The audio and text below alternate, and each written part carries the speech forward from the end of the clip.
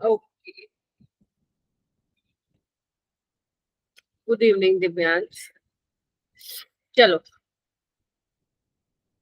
ठीक है, फिर स्टार्ट करते हैं। वैसे मेन अपना आज क्वेश्चन प्रैक्टिस ही रहने वाला है। एंड अपन ने ना क्या कर लिया क्लास में, मैंने आप लोगों को काफी ईयर के क्वेश्चन प्रैक्टिस करवा दिए हैं। मतलब तुम जब पीवाई क्यूज करोगे तो तुम्हें फील होगा कि 80 to 90% हो चुके हैं आप लोगों के। बट आप लोगों को अपने एंड से भी जरूर करना है, ठीक है। अब ध्यान से सुनो, मैंने तुम्हें बोल ही रखा है कि सबसे पहले आप लोग क्या करेंगे, 5 साल के पीवाई क्यूज निपटाएंगे, ठीक है। मतलब देखो, करना है तो मेरा तो ये मानना है कि आप लोग कम से कम 7-8 साल के कर लो। बट फर्स्ट जो प्रायोरिटी पे रखना है वो आपको रखना है कि एटलीस्ट 5 इयर्स के तो हर एक बच्चे को लगाने हैं। क्योंकि मैंने आपको पहले भी बोला था कि जो लास्ट, अगर मैं 2024 को छोड़ दूं, उसमें तो इजी आए थे क्वेश्चन। अगर उससे पहले के मैं साल देखूंगी 2021 to 23 में, तो उसमें काफी अच्छे क्वेश्चंस पूछे गए थे। तो आप प्लीज उनको करिए। उसके अलावा आप लोगों को क्या करना है, अगर कोई बुक है तो ठीक है, अदरवाइज आप लोगों के पास मॉड्यूल है, मैं आपको पता मॉड्यूल पे अपलोड कर देती हूँ। तो आप उसमें से क्वेश्चन प्रैक्टिस कीजिए। मतलब आपको क्वेश्चंस जहां से मिल रहे हैं, जहां से in the sense relevant question आपको जहां से मिल रहे हैं उसको करो। तो पहले आप लोगों का प्रायोरिटी रहना चाहिए क्लास नोट्स प्लस क्लास वाले क्वेश्चंस, फिर आप अपना जेई के पीवाई क्यूज, एंड उसके बाद अपना मॉड्यूल के क्वेश्चंस। क्योंकि मॉड्यूल में आप देखते होंगे काफी सारे क्वेश्चंस हैं। तो जितने ज्यादा हम क्वेश्चंस करते हैं ना बेटा, और भी चीजें हमें देखने को, ठीक है। चलो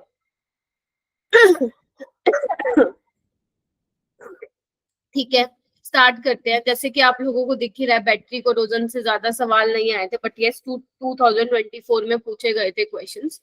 उसको करने से पहले आपको मुझे ना ये 3 क्वेश्चन करके दिखाने पड़ेंगे। फर्स्ट क्वेश्चन आपकी स्क्रीन के ऊपर ये रहा। वो केबीसी में बोलते हैं ना अमिताभ बच्चन, पहला क्वेश्चन आपकी स्क्रीन पे ये रहा। 4 नंबर के लिए, रीड करो इसको।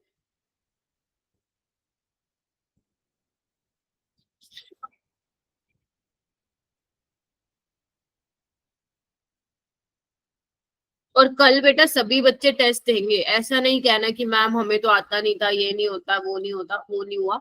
आप जितने भी यहाँ पे 22 स्टूडेंट्स बैठे हैं, सभी के सभी बच्चे टेस्ट देंगे, ठीक है। चलो करो इस क्वेश्चन को, क्या कह रहा है देखते हो, कितना तुम सेल्फ स्टडी कर रहे हो घर पे।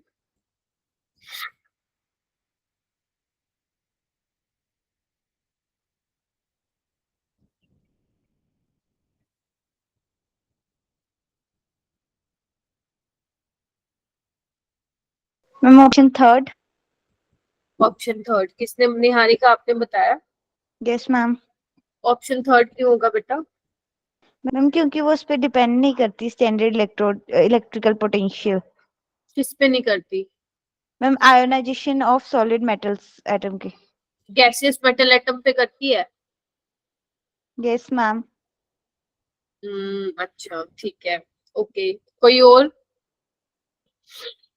कनक?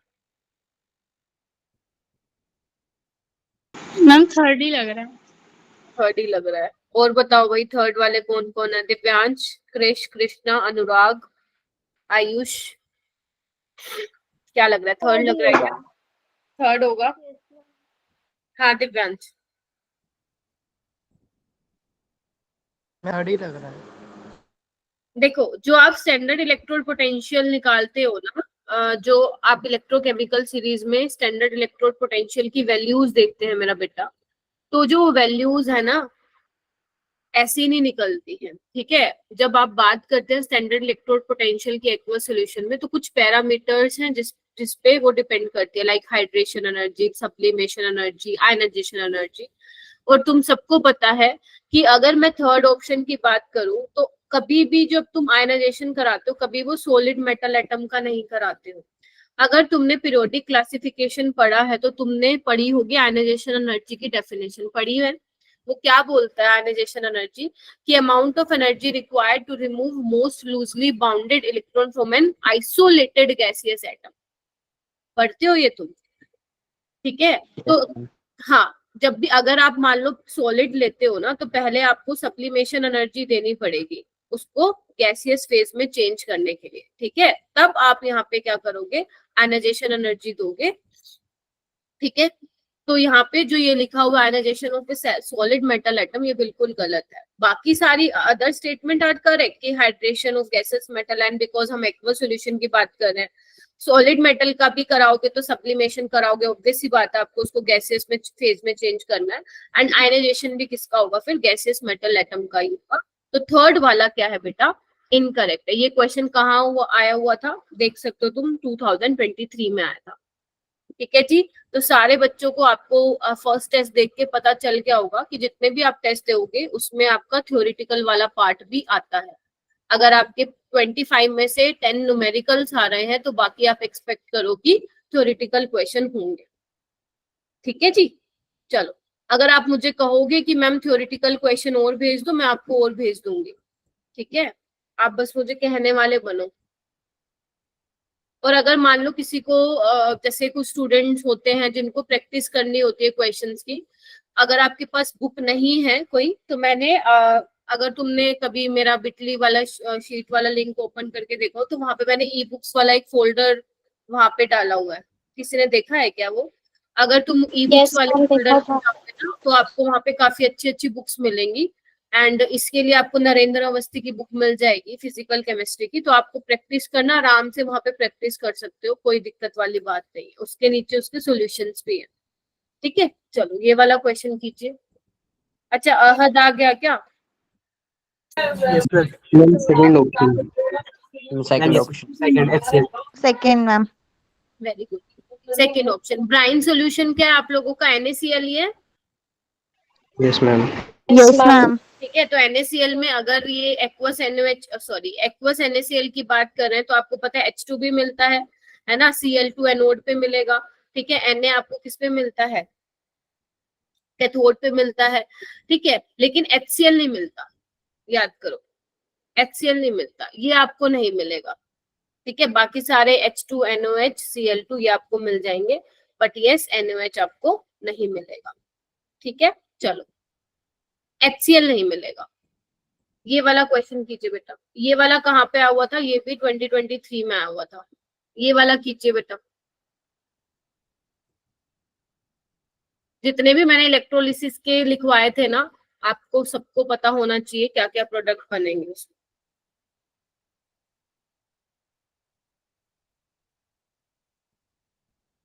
हैंड रेज कर लेना प्लीज, ऐसे मत बताना।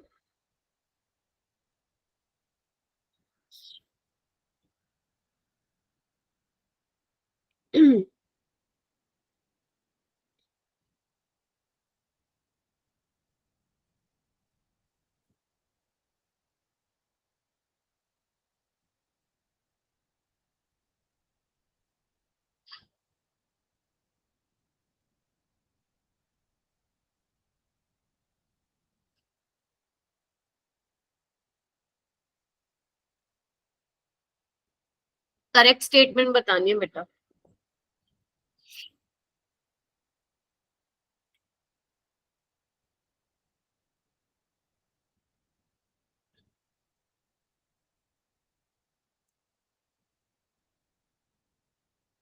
हैंड रेज करिए जिसका हो गया।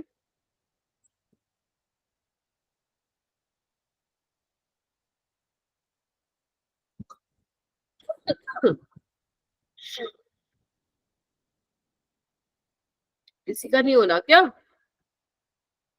हाँ जी, हैंड रेज करिए सभी। करेक्ट स्टेटमेंट बतानी है। अरे ज्यादा से ज्यादा गलत ही होगा ना, आप लोग घबरा क्यों रहे हो? करो, हैंड रेज करो। कितने ठीक लग रहे हैं? 1 2 3 4 या एक भी नहीं लग रहा है ठीक? हाँ वेरी गुड, हैंड रेज करो। हाँ शाबाश। हाँ, इशिता क्या लग रहा है?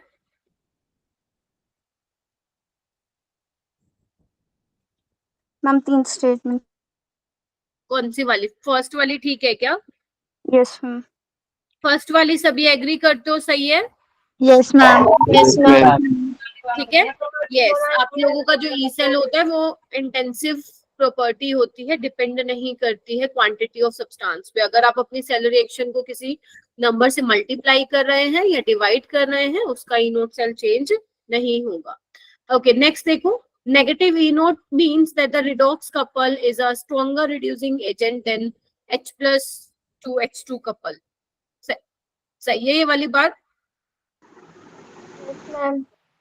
याद करो मैंने क्या बताया था, जो आपका स्टैंडर्ड हाइड्रोजन इलेक्ट्रोड है उसी को रेफरेंस मान के बाकी सारे एलिमेंट्स का रिडक्शन पोटेंशियल निकालते हो आप लोग।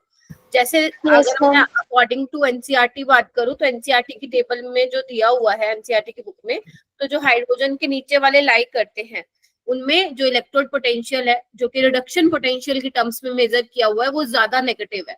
और मैंने कहा था जो जितना ज्यादा नेगेटिव रिडक्शन पोटेंशियल है वो उतना ही स्ट्रॉन्ग रिड्यूसिंग एजेंट है। अगर आपने नोटिस किया हो तो नीचे एल्कली और एल्कलाइन अर्थ मेटल्स हैं और आपको पता है उनकी टेंडेंसी होती है खुद को ऑक्सीडाइज करने की एंड दूसरों को रिड्यूस करने की, यानी कि they behave like a strong reducing agent. तो भी बिल्कुल ट्रू है। क्लियर हो गया क्या? रट्टा नहीं मारना है, क्लियर करते हुए चलना बेटा, ठीक है। नेक्स्ट वाली स्टेटमेंट देखो, amount of electricity required for oxidation or reduction depends on the stoichiometry of the electrode reaction. Is this statement correct? Yes ma'am.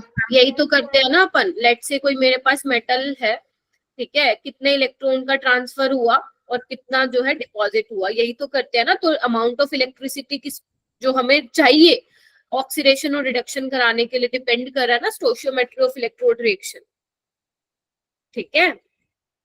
तो यानी कि ये भी स्टेटमेंट क्या होगी मेरे बेटा, करेक्ट हो गई, क्योंकि आपका पहला काम ही क्या होता था, इक्वेशन लिखना। जब तक इक्वेशन नहीं लिखोगे तो आपको पता ही नहीं चलेगा कितनी इलेक्ट्रिसिटी पास करानी है। नेक्स्ट देखो, नेक्स्ट स्टेटमेंट सही है क्या? Yes ma'am.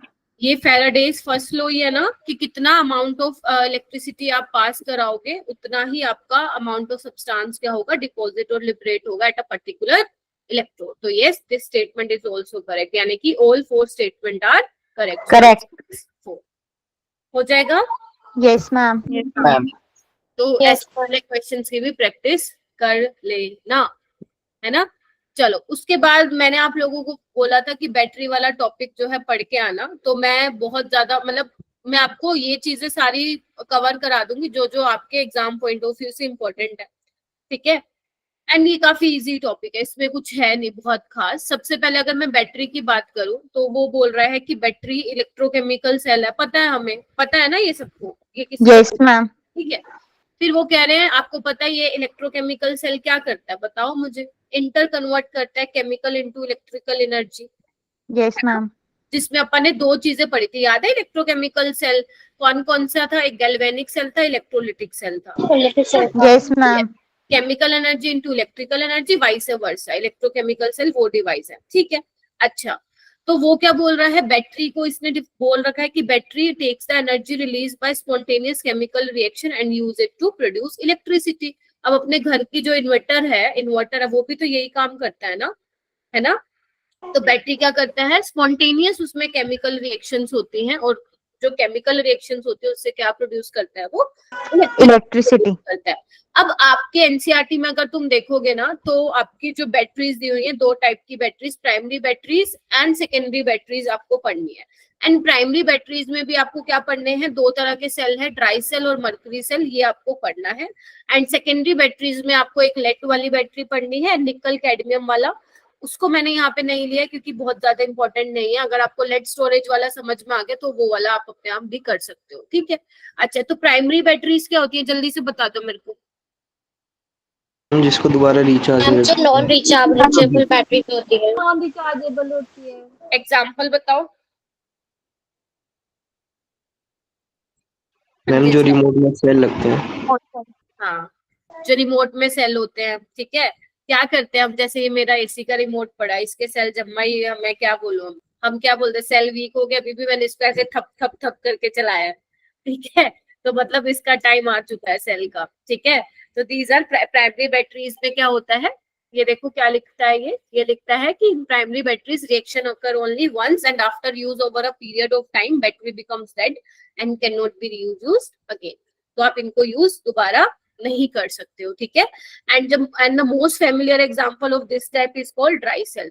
ड्राई सेल को क्या बोलते हैं, लेक्लेंचे सेल भी इसका दूसरा नाम है। तो अगर पेपर में लेक्लेंचे सेल भी लिखा मिल जाए तो कंफ्यूज मत होना, समझ जाना वो ड्राई सेल की बात कर रहा है, जो नॉर्मल हमारे क्लोक्स ट्रांजिस्टर वगैरह में यूज करता है। और जो भी इसमें सब्सटेंस यूज होते हैं इस बैटरी में, या तो वो प्योर सॉलिड होंगे या प्योर लिक्विड होंगे। ठीक है, ये सब तुम्हारी एनसीईआरटी में लिखा हुआ है, सब कुछ A to Z चीजें। ठीक है, सबसे पहले मैं बात करूंगी ड्राई सेल की। अब देखो, ज्यादा मगजमारी तो इसमें करने की तुम लोगों को जरूरत है नहीं। मेन काम ध्यान रखो, क्योंकि ऑब्वियसली बात है तुम्हें मैथ्स भी पढ़ना है, फिजिक्स भी पढ़ना है, केमिस्ट्री भी पढ़ना है। तो यहाँ पे ज्यादा अपना वो करने की जरूरत नहीं, जितना तुम्हारा एग्जाम पॉइंट ऑफ व्यू से इंपॉर्टेंट है उतना ही करो। ठीक है, डिटेल नॉलेज लेनी है, जब रिसर्च करोगे कुछ बना दोगे तो ले लेना। ठीक है, अब इसमें आपको क्या करना है बेटा, ड्राई सेल में, या मैं आपको जो मरकरी सेल बताऊंगी या आगे लेड स्टोरेज बैटरी के बारे में बताऊंगी, इसमें आपको ये पता होना चाहिए कि इसमें एनोड कौन सा यूज होता है और कैथोड कौन सा यूज होता है। तो जो आपके घर में रिमोट वाले सेल है, कभी किसी ने उसकी वो कवरिंग ब्लू या ब्लैक जो भी कवरिंग होती है उसको उतार के देखा है अंदर से? ठीक है, उसको यस मैम। अंदर तक निकाल के देखा उसमें से? हाँ, आहद इस हफ्ते वही है बेटा। ठीक है, तो आपने देखा होगा ब्लैक कलर की रोड सी दिखती होगी आपको, अगर किसी ने देखा होगा तो। अगर कभी किसी ने देखा, देख लेना, अगर घर के सेल ऐसे ही पड़े हैं जिनका टाइम आ चुका है तो आप ये कर देख सकते हैं। ठीक है, ऐसा कुछ आपको दिखेगा, जैसे यहाँ पे मैंने पिक्चर लगाई हुई है। तो बेटा जो ड्राई सेल होता है उसमें जो एनोड की तरह काम करता है वो कौन होता है? जिंक। ठीक है, देख रहे हो ये जो कैपिंग है ये वाली, ये जिंक की तरह काम करती है। और ध्यान रखना एनोड क्या होता है, इसमें जिंक होता है। ठीक है, अब कैथोड क्या होता है? कार्बन की ग्रेफाइट की जो इसमें रोड होती है। ध्यान रखना, क्योंकि हम इनर्ट इलेक्ट्रोड ही लेना प्रेफर करते हैं, हम ऐसे इलेक्ट्रोड लेना प्रेफर नहीं करते हैं जो केमिकल रिएक्शन में पार्टिसिपेट करते हैं। ठीक है, तो हमारा कार्बन जो इसमें हम ग्रेफाइट लेते हैं, ग्रेफाइट रोड, वो एक्ट करता है एज अ कैथोड। यहाँ पे लिखा हुआ है MnO2। MnO2 इसलिए लिखा हुआ है क्योंकि उसके सराउंडेड एक पाउडर भरा होता है, MnO2 plus carbon black plus ammonium chloride का पेस्ट भरा होता है। ठीक है, तो इसलिए यहाँ पे लिखा हुआ है MnO2 कैथोड की तरह बिहेव करता है। और जिसमें इलेक्ट्रोलाइट यूज किया जाता है मेरा बेटा, ये आपको इलेक्ट्रोलाइट भी क्या करना है, याद रखना है। कौन सा इलेक्ट्रोलाइट है? NH4Cl का पेस्ट यूज किया जाता है और जिंक क्लोराइड यूज किया जाता है। This is electrolyte. मेन आपको क्या रखना है, एनोड क्या होगा? जिंक होगा। कैथोड क्या होगा? इसमें MnO2 होगा। कई बुक्स कार्बन ये भी लिखते हैं, कार्बन रोड, तो कंफ्यूज मत होना। ठीक है, अच्छा अब मेन आता है इनकी रिएक्शंस। तो आपको क्या याद रखना है? एनोड, कैथोड, इनकी रिएक्शन, और इनसे रिलेटेड जो रीजनिंग बनती है वो याद रखना है। तो इसमें क्या होता है, देखो इधर जो कैथोड पे रिएक्शन हो रही है वो किस तरीके से हो रही है, देख पा रहे हो क्या? कि मैग्नीज का ऑक्साइड और जो आप NH4Cl का पेस्ट ले रहे हो, तो उससे जो आपको अमोनियम आयन मिलेगा उससे आपको देखो एक कॉम्प्लेक्स सा मिल रहा है, MnOOH, देख पा रहे हो? और साथ में अमोनिया मिल रहा है। और जैसे ये अमोनिया जो प्रोड्यूस होगा ना, ध्यान से सुनना, जैसे ये अमोनिया प्रोड्यूस होता जा रहा है और एनोड से जो हमें जिंक आयन मिल रहा है, ये जिंक क्या करेगा? अमोनिया के साथ कंबाइन करके कॉम्प्लेक्स बना लेता है इस तरीके से। ठीक है, तो इससे क्या हो रहा है, आपका इलेक्ट्रोलाइट जो है खत्म हो रहा है टाइम के साथ। और अगर एक बार बताओ, अगर तुम्हारी बैटरी से इलेक्ट्रोलाइट विद टाइम खत्म हो रहा है तो क्या हो जाएगा? डेड हो जाएगा एक टाइम के बाद। हाँ, ये ना, समझ रहे हो मेरी बात, मैं क्या बोल रही हूँ? जब तुम्हारा इलेक्ट्रोलाइट खत्म हो रहा है टाइम के साथ, देख पा रहे हो अमोनिया जितना प्रोड्यूस हो रहा है और जो एनोड से तुम्हें जिंक मिल रहा है, जिंक 2+ मिल रहा है, वो उसके साथ कंबाइन होकर कॉम्प्लेक्स बना रहा है। इसका मतलब क्या हो रहा है कि आपका इलेक्ट्रोलाइट क्या है, टाइम के साथ खत्म हो रहा है। और जब हमारा इलेक्ट्रोलाइट ही टाइम के साथ खत्म हो जा रहा है तो आपका जो सेल है जो आप यूज कर रहे हो वो क्या होगा, एक सर्टेन पीरियड ऑफ टाइम के बाद आप उसको दोबारा यूज नहीं कर सकते। एक चीज तो ये। दूसरी चीज, अगर तुम यहाँ पे देख पा रहे हो क्या, ऑक्सीडेशन स्टेट मैग्नीज की निकालने आती है तुम लोगों को। यहाँ पे मैग्नीज 4 ऑक्सीडेशन स्टेट में है और यहाँ पे +3 में है। तो ये तुम्हारे जेई में क्वेश्चन आया था कि जो ड्राई सेल है उसमें मैग्नीज की ऑक्सीडेशन स्टेट पहले कितनी थी एंड बाद में कितनी थी? तो पहले कितनी थी? +4, बाद में कितनी हो गई? +3। इनका डिफरेंस अगर निकालने के लिए बोले तो भी तुम निकाल सकते हो। समझ में आई ये वाली चीज? Yes ma'am. Yes ma'am. तो ड्राई सेल में फिर मैं बता रही हूँ, पहले तुम्हें याद रखना है, गिव मी थम्स अप अगर ठीक है तो। ठीक है, एनोड क्या यूज होगा? एनोड में क्या यूज होगा? जिंक यूज हो रहा है। कैथोड में MnO2 यूज हो रहा है। इसका इलेक्ट्रोलाइट क्या है? ठीक है। अब इलेक्ट्रोलाइट मैं आपको बता रही हूँ कि टाइम के साथ खत्म हो रहा है। अगर इलेक्ट्रोलाइट की कंसंट्रेशन कम हो रही है तो एक सर्टेन पीरियड ऑफ टाइम के बाद वो सेल आप यूज नहीं कर सकोगे। प्लस आपको ये भी याद रखना है कि मैग्नीज की ऑक्सीडेशन स्टेट पहले कितनी थी, बाद में कितनी है। पहले +4 थी, फिर +3 हो गई है। क्लियर है ये वाली बात? Yes ma'am. उसके बाद बात करते हैं मरकरी सेल। मरकरी सेल कौन सा होता है? छोटे छोटे सेल, ये आपको दिख भी रहा होगा ऐसे।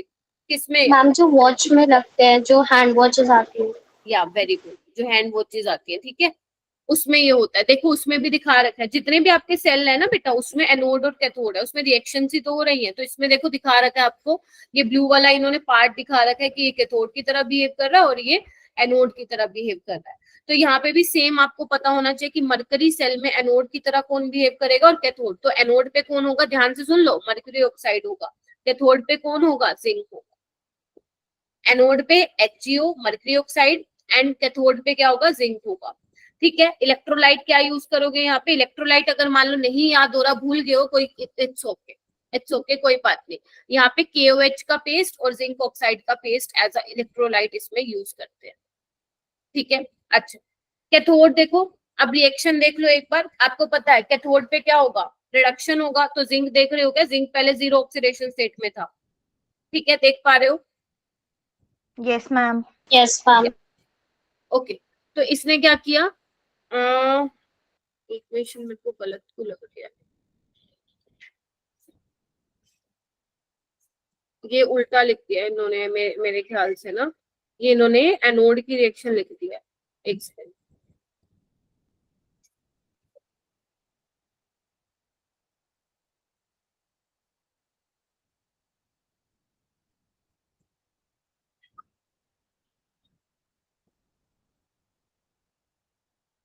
एक बार मेरे को जल्दी से एनसीईआरटी में चेक करके बताना, एनोड पे उन्होंने क्या लिखा हुआ है, जिंक लिखा है, मर्करी ऑक्साइड लिखा हुआ है। जिंक लिखा है। एनोड पे जिंक लिखा है, यस मैम। यानी कि ये उल्टा लिखा हुआ है। ठीक है, इसको चेंज कर लो मेरा बेटा। ठीक है, ठीक है। हाँ, तो एनोड पे क्या है आपका, जिंक है। तो जिंक देखो यहाँ पे 0 ऑक्सीडेशन स्टेट में, यहाँ पे +2 ऑक्सीडेशन स्टेट में, देख रहे हो बेटा? ठीक है। उसके अलावा इधर देखो मरकरी यहाँ पे किसमें है, +2 में, यहाँ पे 0 में है, तो इसका रिडक्शन हो रहा है। तो ये आपको क्या करना है, ध्यान में रखना है कि एनोड पे कौन है और कैथोड पे कौन है। आगे चलू? ठीक है। Yes ma'am. Yes, ma'am. Okay, now the moving to next one, secondary battery. Secondary battery कौन सी होती है, जो अपने इन्वर्टर्स में या ऑटोमोबाइल्स में यूज होती है, वो सेकेंडरी बैटरी होती है। इनको आप यूज कर सकते हो। ठीक है, Yes, आप ma'am. इसको रिचार्ज करके दोबारा यूज कर सकते हो। ठीक है, तो यहाँ पे एक बार पढ़ लेते हैं क्या लिखा हुआ है इन्होंने। यहाँ पे इन्होंने लिखा हुआ है, a secondary cell after use can be recharge by passing current through it in the opposite direction so that it can be used again. मतलब अगर आप अपनी बैटरी को चार्ज कर रहे हो, कैसे चार्ज करोगे, अगर आप करंट जो पहली डायरेक्शन में आप पास कर रहे थे उससे अपोजिट डायरेक्शन में पास करते हो तो आपकी बैटरी रिचार्ज हो जाएगी। और गुड सेकेंडरी सेल कह रहे हैं can undergo a large number of discharging and charging cycle and the most important secondary cell is the lead storage battery commonly used in automobiles and inverters. तो अगर तुमने अपना इन्वर्टर देखा होगा तो उसमें ऐसा कुछ होगी बैटरी। ठीक है, ऐसा कुछ देखो, इस तरीके से आपको दो वो दिखते हैं, दो नहीं काफी सारे, 4 दिखते हैं, ऐसा दिखता है। ठीक है, कभी ध्यान से देखोगे ना वहां पे लिखा होगा प्लस माइनस। ठीक है, कैथोड एनोड दिखाता है वो। ठीक है, जैसे आप देख सकते हो आपके एनसीईआरटी में भी बना हुआ है पिक्चर, देखो इस तरीके से होता है, इस तरीके से इतने इतने सेल हैं उसके अंदर, देखो। ठीक है, ओके। तो सेकेंडरी सेल में भी आपको क्या ध्यान रखना है, एनोड कैथोड। ठीक है, एनोड क्या होगा इसमें, लेड होगा। एनोड मैं फिर बोल रही हूँ सेकेंडरी बैटरी में बड़ा इंपॉर्टेंट है क्योंकि वो चार्जिंग डिस्चार्जिंग करके पूछता है, और अगर तुमने भूल गए तो हो गया काम खराब। ठीक है, अब मुझे बताओ ये किसका केस बता रही हूँ मैं, डिस्चार्जिंग का बता रही हूँ, चार्जिंग रिचार्जिंग का बता रही हूँ, जिसमें एनोड क्या है, लेड है। बताओ मेरे को,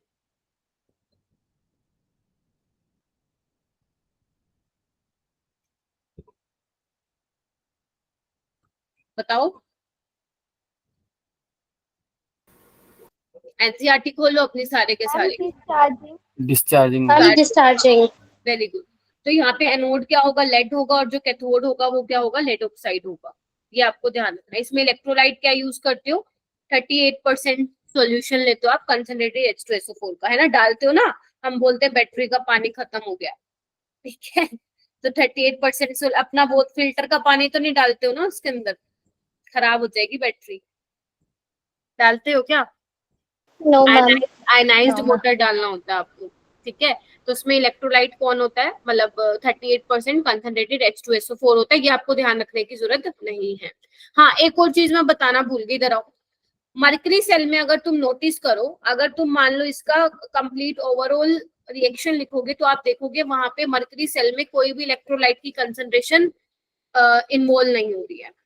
तो जब इलेक्ट्रोलाइट की कंसंट्रेशन इन्वॉल्व नहीं हो रही तो उसका खत्म होना ना होना कोई मैटर ही नहीं करता, तभी ये बहुत टाइम तक चलते हैं। अगर यहाँ पे है कि भैया ये 3 साल इसकी लाइफ है तो 3 साल चलेगा, ऐसा नहीं है बीच में ये बंद हो जा रहा है। Are you getting my point? क्योंकि ये जब आप इसकी नेट सेल रिएक्शन लिखोगे वो इलेक्ट्रोलाइट की कंसंट्रेशन पे डिपेंड ही नहीं कर रहा। देखो कहाँ कर रहा है, OH नेगेटिव से OH नेगेटिव कट जाएगा, यहाँ से पानी पानी उड़ गया, यही बच जाएगा बस, ठीक है। तो ये ध्यान रखना, तुम्हारे एनसीईआरटी की लाइन है इसलिए इसका कांस्टेंट ईएमएफ होता है। चलो उसके बाद मैं क्या बता रही थी, यस उसके बाद मैं बता रही थी, ये देखो आपकी रिएक्शंस, ये आपको ध्यान रखनी है। कैसे ध्यान रखनी है मैं आपको बताती हूँ। तो अगर मैं डिस्चार्जिंग की बात करूं, मैंने बोला एनोड पे क्या होगा, लेड होगा। अब एक बात बताओ, एनोड पे क्या होता है, ऑक्सीडेशन होता है। अगर लेड बेटा 0 ऑक्सीडेशन स्टेट में है तो वो किस में चेंज होगा, +2 में होगा, हाँ या ना। और 2 इलेक्ट्रॉन Yes, ma'am. करना है, दोनों साइड सल्फेट लगा दो, यहाँ पे भी सल्फेट लगा दो, यहाँ पे भी सल्फेट। अब लेड के साथ सल्फेट लगाओगे तो वो क्या बन जाएगा, लेड सल्फेट बन जाएगा। अब बताओ एनोड वाली रिएक्शन क्लियर हो गई तुम लोगों को, ठीक है। Yes, ma'am. Yes, ma'am. इसके बाद मैं बात करूंगी कैथोड वाली। कैथोड में क्या होता है, रिडक्शन होता है। मैंने कहा था कैथोड पे क्या है, PbO2 है, PbO2। अब एक बात बताओ, लेड किस में है, +4 ऑक्सीडेशन स्टेट में। और लेड जब तुम्हें मैं पी ब्लॉक पढ़ाऊंगी, नहीं ये तो उसमें आता है ना, एक सेकेंड, हाँ जब तुम्हें मैं पी ब्लॉक पढ़ाऊंगी तो उसमें आप देखोगे लेड की 2 ऑक्सीडेशन स्टेट में मिलता है, वो +4 में और +2 में। तो ये +4 से किस में जाना चाहेगा, +2 में। लो गया गया। अब यहाँ पे देखो 2 ऑक्सीजन है, राइट हैंड साइड एक भी ऑक्सीजन नहीं है, जितने ऑक्सीजन की कमी उतने पानी लगा दो। अब हाइड्रोजन की कितनी कमी हो गई, 4H+। बोलो हाँ या ना, ठीक है। Yes, अब ma'am. यहाँ पे देखो, Yes, यहाँ ma'am. चार्ज कितना है, राइट हैंड साइड देखो +2 का चार्ज है और यहाँ पे +4 का, तो कितने की कमी है, 2 इलेक्ट्रॉन की लगा दूं, so that the balance of charge, है ना, चार्ज बैलेंस हो जाए। अब आपको क्या करना है, दोनों साइड सल्फेट लगा दो, यहाँ पे भी लगा देती हूँ, देख लो मेरा बेटा, हो गया। अब आप क्या करो, जो मैंने आपको कैथोड और एनोड लिखवाई है उसको आप क्या कर दो, ऐड कर दो, तो फाइनल इक्वेशन ये बन जाएगी आपकी, बन गया। Lead plus lead oxide plus H2SO4 2 lead sulphate plus 2H2। अगर तुमने एक डीपीपी में क्वेश्चन देखा होगा तो वहां पे सेकेंडरी बैटरी वाले कॉन्सेप्ट को यूज करके उन्होंने इलेक्ट्रोलिसिस का सवाल बनाया हुआ था, जिसमें शायद ये पूछा हुआ था कि कितना सल्फ्यूरिक एसिड कंज्यूम होगा। तो उसमें आपको एन फैक्टर पता होना चाहिए था, तो अब शायद आपको एन फैक्टर पता चल गया होगा, 2 इलेक्ट्रॉन होता है इसमें, ठीक है जी। चलो अब ये क्या बोल रहा है, during the working of cell discharging. तो आप देख रहे हो डिस्चार्जिंग के केस में आपका सल्फ्यूरिक एसिड कंज्यूम हो रहा है, ठीक है। और इससे क्या होगा, अगर कंज्यूम हो रहा, डेंसिटी देखो सोल्यूशन की डिक्रीज हो जाती है, ठीक है, देख रहे हो क्या। Yes, ma'am. लेकिन जब आप चार्जिंग करते हो तो चार्जिंग करने पे क्या होता है, मैंने कहा था ना जब आप चार्जिंग करोगे तो करंट को अपोजिट डायरेक्शन में पास कराना है, तो ये रिएक्शन भी उल्टा हो जाता है। जो कैथोड की मैंने रिएक्शन अब लेड O2 लिखा है ना, तो वो क्या हो जाएगा, अब लेड +2 से किस में चेंज होगा, वो लेड ऑक्साइड में चेंज होगा, देख रहे हो आप। और ये वाली रिएक्शन भी क्या हो जाएगी, उल्टी हो जाएगी, मतलब रिवर्स हो जाएगी, देख पा रहे हो। During charging the cell lead sulphate will get converted into lead and lead oxide and H2SO4 will be produced। फिर उस केस में आपका H2SO4 क्या होगा, प्रोड्यूस होगा, किसके टाइम पे, चार्जिंग के टाइम पे, ठीक है जी। Yes ma'am. हाँ तो आपकी बुक में डिस्चार्जिंग की लिखी हुई है, आप एक याद कर लो। मैं कौन सा याद करवाना प्रेफर करती हूँ, डिस्चार्जिंग वाला। तो डिस्चार्जिंग में क्या याद रखोगे, एनोड पे क्या है तुम्हारा, जल्दी से बोलो, लेड है, और कैथोड पे क्या है तुम्हारा, पीबीओ, PbO2. पीबीओ2। ठीक है, चार्जिंग वाला अपने आप इसका उल्टा कर देगा। ठीक है, उसके बाद फ्यूल सेल, फ्यूल सेल में तो तुम्हें पता ही है पानी के साथ साथ इलेक्ट्रिसिटी भी मिलती है। ठीक है, तो आपको ये पैराग्राफ अच्छे से पढ़ लेना है। पहले कहाँ देख, इसका सेल का यूज कहाँ किया गया था, अपोलो स्पेस प्रोग्राम में। हालांकि ये क्वेश्चन नीट में आता है, जेई में नहीं आता इतना इजी, अपोलो स्पेस प्रोग्राम में। ठीक है, अब आपको ये देखना है कि रिएक्शन क्या क्या यूज होती है इसकी। तो रिएक्शन आप लोगों को कैथोड और एनोड पे ये पता होनी चाहिए, डायरेक्ट आती है। नेट इलेक्ट्रॉन कितना चेंज हो रहा है, 4 इलेक्ट्रॉन का हो रहा है। कर लिख सकते हो ये वाली रिएक्शन। Yes, ma'am. ठीक है, अब यहाँ पे आओ, इस 4-5 लाइनों से 2024 में क्वेश्चन बना हुआ था। क्या क्वेश्चन बना हुआ था, पढ़ो इसको। The cell runs continuously as long as the reactant are, जब तक उसको रिएक्टेंट सप्लाइड मिलेगा, जब तक उसको H2O2 मिलेगा, तब तक आपका सेल जो है रन करेगा। और इसकी एफिशिएंसी कितनी है, 70% है। If I compare this to thermal plant, जिसकी एफिशिएंसी 40% होती है। अभी मैं तुम्हें क्वेश्चन दिखाऊंगी, पता नहीं मैंने कोई क्वेश्चन लिया है या नहीं लिया है, शायद नहीं भी लिया है। तो उसमें ऐसे कुछ पॉइंट्स लिखे हुए थे फ्यूल सेल के, आपको बताने थे कौन से करेक्ट है। तो उसमें लिखा हुआ था फ्यूल सेल की एफिशिएंसी 40% होती है, गलत, 70% होती है। If I compare to thermal plant, जिनकी एफिशिएंसी सिर्फ 40% ही होती है। ठीक है, और आने वाले टाइम में बहुत ज्यादा देखने वाला है इसका प्रोग्रेस हम। ठीक है, और इसमें कैटलिस्ट को भी यूज किया। अगर आप चाहते हो एफिशिएंसी फ्यूल सेल की बढ़ाना, तो इसमें कैटलिस्ट भी आप यूज कर सकते हो, ताकि हमारी एफिशिएंसी बढ़ सके। ठीक है, अच्छा, और क्या है, पोल्यूशन फ्री है भाई। अगर हम फ्यूचर को देखें, अभी कुछ हाइड्रोजन गैस में कुछ लोचा चल रहा है, साइंटिस्ट जो हैं उसकी कमी को थोड़ा पूरा कर रहे हैं। ठीक है, तो अगर मैं बात करूँ फ्यूल सेल की, तो पोल्यूशन फ्री होते हैं। तो अगर मैं फ्यूचर की इंपॉर्टेंस के हिसाब से बात करूँ, तो ये हमारे लिए बेटर होंगे। ठीक है, तो ये कुछ इसकी एडवांटेजेस हैं जो आप लोगों को पता होनी चाहिए। पोल्यूशन फ्री है, इको फ्रेंडली है, एफिशिएंसी 40% है ना, हमारे फ्यूचर के लिए काफी ज्यादा फायदेमंद रह सकते। बिकॉज आप देख रहे हो आज के टाइम में कितना पोल्यूशन है, तो हमें कोई ऐसी चीज मिल रही है जिससे पोल्यूशन कम से कम हो, तो हम वो यूज करना चाहेंगे फ्यूचर में। ठीक है, तो ये चीज आपको ध्यान। उसके बाद है कोरोजन। कोरोजन बताओ भाई क्या होता है।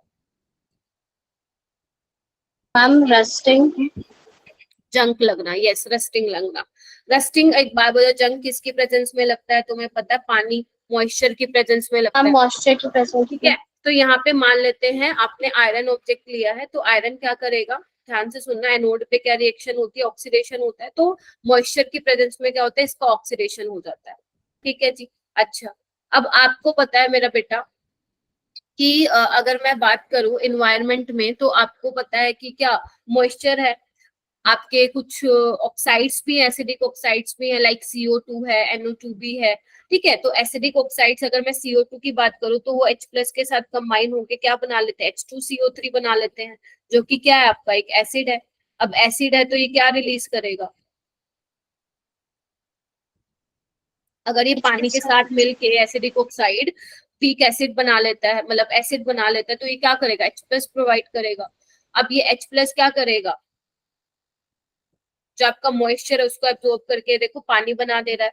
और पानी क्या करेगा, अब जो ये Fe2+ था, इसी पानी के साथ रिएक्ट करके क्या कर रहा है, वो जंक लग रहा है, वही तो है रस्टिंग।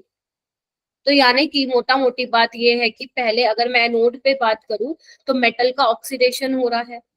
ठीक है जी, रिडक्शन क्या हो रहा है, जो आपका ऑक्सीजन है, आपका जो एसिड जो H+ निकल रहा है कार्बोनिक एसिड से, उसके साथ कंबाइन होकर वाटर की फॉर्मेशन कर रहा है। एंड जब आप दोनों को ऐड करो इक्वेशन को, तो आपको दिख ही रहा है एटमॉस्फेरिक ऑक्सीडेशन, देख रहे हो।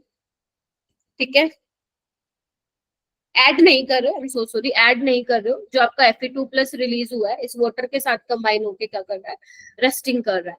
यानी कि मोटा मोटी बात क्या है, मोटा मोटी बात ये है कि रस्टिंग किसकी प्रेजेंस में हो रहा है मेरा बेटा, मॉइस्चर की प्रेजेंस में हो रहा है।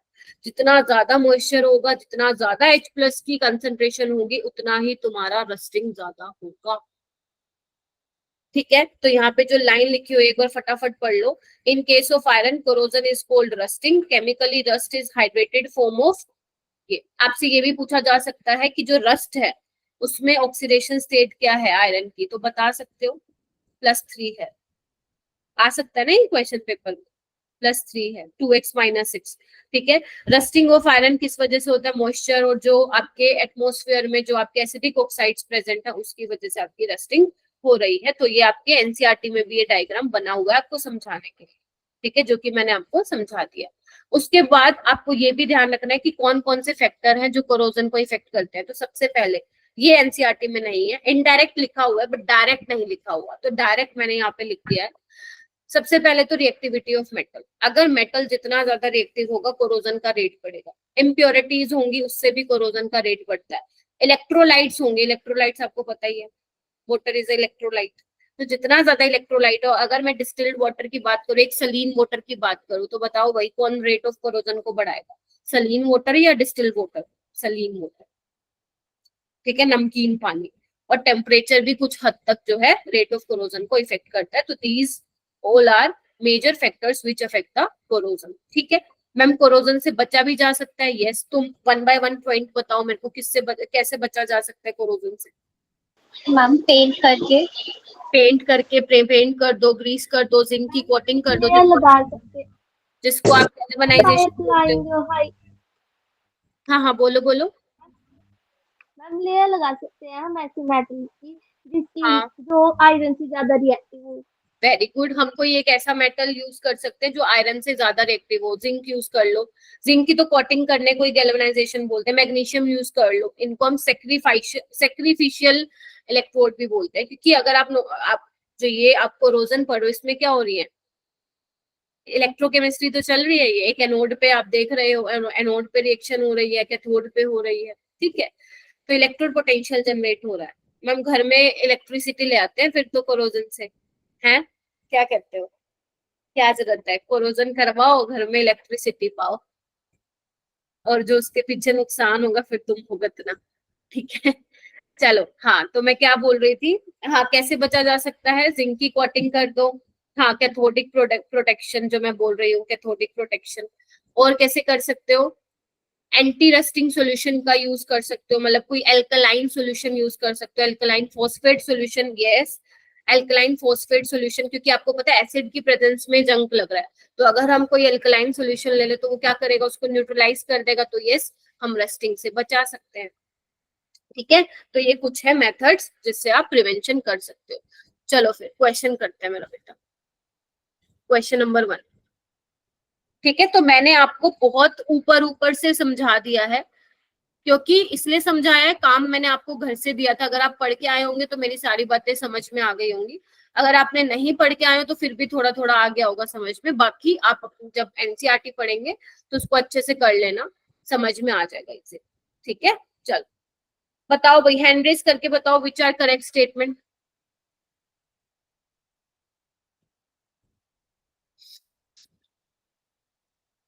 शाबाश, 5 बच्चे, 5 बच्चों को पढ़ाया क्या मैंने? ये आप लोगों का काम था जो मैंने करवाया आज क्लास में आके, है ना? हाँ, 9 students raise their hand. Dikshant आप बताओ। Option C. चारों स्टेटमेंट ठीक है ना? यस। वैक्यूम में कोई कोरोजन नहीं लगेगा भाई, कुछ है ही नहीं तो काहे की मॉइस्चर मिलेगा। Corrosion is protected by electroplating, बिल्कुल ठीक है। रस्टिंग के टाइम यही बनता है। इलेक्ट्रोलाइट की प्रेजेंस में कोरोजन ज्यादा रेट से होता है। तो yes, all are statements correct. Easy है। यस चलो मैम। 2024 का क्वेश्चन करो, तुम्हें अच्छा लगेगा करके।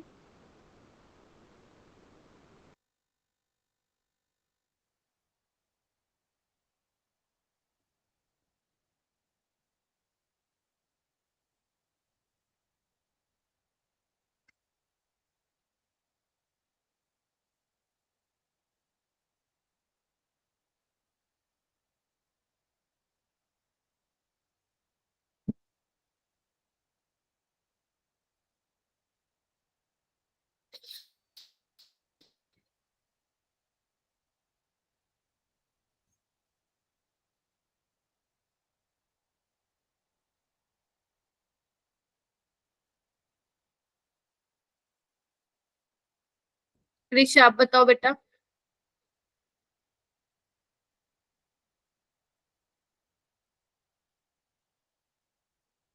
हैंड रेस किया हुआ है क्या? इसका मतलब होता है इमेजिन। मैंने अभी बताया ना, रस्टिंग ऑफ आयरन होता है किस तरह के बिहेव कर रहे हैं, ऐसे लगता है ना इलेक्ट्रोकेमिकल सेटअप है, एनोड पे रिएक्शन हो रही है, कैथोड पे रिएक्शन हो रही है, आयरन ऑब्जेक्ट है ना। बताओ अब ABCD कौन सा गलत है भाई, बताओ भाई। A गलत है, B गलत है, C गलत है, D गलत है। मैम A गलत है। देखो क्या बोला है, वो बोल रहा है क्या बोल रहा है ये, हाँ तुमने आयरन पे कोटिंग कर दी टिन की, वो ठीक है, लेकिन टिन क्या है, धीरे धीरे निकल रहा है। अगर टिन की कोटिंग धीरे धीरे निकल रही है, पीलिंग ऑफ का मतलब क्या हुआ, निकल रही है। तो अगर टिन की कोटिंग निकल रही है तो अब जो आयरन का जो वो एरिया है वो एक्सपोज होगा टूवर्ड्स मॉइस्चर, है ना, बोलो ना। तो उसकी Yes, वजह ma'am. से टेस्टिंग आप गलत है, ठीक है। तो प्रिवेंशन नहीं हो सकता है, ठीक है। ये देखो क्या लिखा हुआ है, coating of iron surface by tin prevent rusting, yes this is correct. But वो कह रहा है even if the tin coating is piling of, नहीं, अगर टिन की कोटिंग पीलिंग ऑफ हो जाएगी, मतलब निकलने लग जाएगी, तब आप प्रिवेंट नहीं कर सकते हो, ठीक है। तो दिस इज नॉट करेक्ट, मतलब यही पूछा था आपसे। सेकंड आपसे पूछ रहा है जब pH 9 या 10 के बीच में होगी, यानी कि सॉल्यूशन इज बेसिक। तो मैंने अभी बोला ही था रस्टिंग ऑफ आयरन नहीं होगी, क्योंकि एसिडिक अगर जितना ज्यादा मीडियम एसिडिक होगा उतनी ज्यादा आपका जंक लगेगा रस्टिंग होके। सी ऑप्शन देखो, CO2 क्या कम था क्या? अगर उसमें और भी तुम SO2 और NO2 भी डाल दोगे तो वो भैया कैटलिस्ट की तरह काम करेगा रस्टिंग के प्रोसेस में, तो ये भी करेक्ट है। फिर क्या बोल रहा है ये मैंने आपको बता ही दिया है, तो यानी कि एक क्या है, नोट करेक्ट है, ठीक है जी। Yes ma'am. Yes, ma'am. चलो मैम, जेईई 2023 का क्वेश्चन करो। हाँ जी बेटा। मैम अगर जिंक की कोटिंग उतर जाती है तो फिर मैम रस्ट मतलब बढ़ता नहीं है, मैंने कहीं पढ़ा था। बढ़ता नहीं है बट होता अच्छा, ओके। है ना। क्योंकि एक बार बताओ, पहले आपने किसी की लेयर लगाई हुई बट वो उतर रही है, तो उसका कुछ पार्ट तो फिर वो हो जाएगा ना, आपका क्या बोलते हैं, मॉइस्चर की प्रेजेंस में आ जाएगा ना वो, ठीक है। हाँ ये वाला करो मेरा बेटा, जेईई मेंस 2023 का क्वेश्चन करो।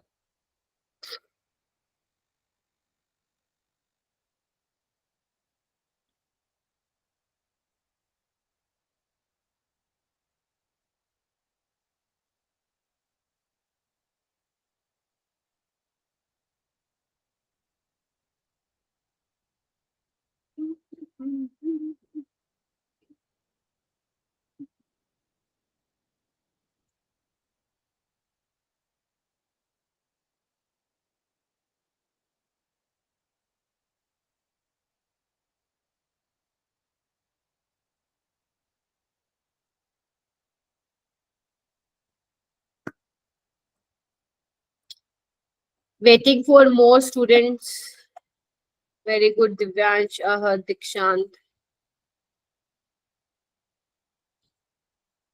आप लोगों का जो कल टेस्ट होगा उसका भी स्क्रीनशॉट मेरे को भेजना आप लोगों को, ये मत सोचना केमिस्ट्री का तो भेजा था, मेरे को भेजना आप लोगों को, फिजिक्स और केमिस्ट्री वाला, सॉरी फिजिक्स और मैथ्स का भी। ओके बस 4 बच्चे। अहद आप बताओ। Ma'am first second and fourth only. First second and fourth only, okay. Ma'am option A first का था, आंसर है सेकंड एंड फोर्थ ओनली। अच्छा ठीक है, यस करेक्ट है ना। क्योंकि देखो डिस्चार्जिंग में मैंने तुम्हें बोला था, डिस्चार्जिंग में याद रखना कि लेड आपका एनोड है और कैथोड पे क्या है, PbO2 है। और आपको पता है चार्जिंग में क्या होता है, उल्टा हो जाता है, तो ये बिल्कुल ठीक है ना। Lead sulphate on cathode is converted into PbO2, तो ये second is correct. And lead storage battery has 38% solution of sulphuric acid as an electrolyte, ये भी ठीक है। यानी कि सेकंड और फोर्थ तो ठीक है, फर्स्ट गलत है, तो यानी कि यही ऑप्शन आ जाएगा। ये क्या लिखा हुआ है, ये तुम्हारे एनसीईआरटी की लाइन है।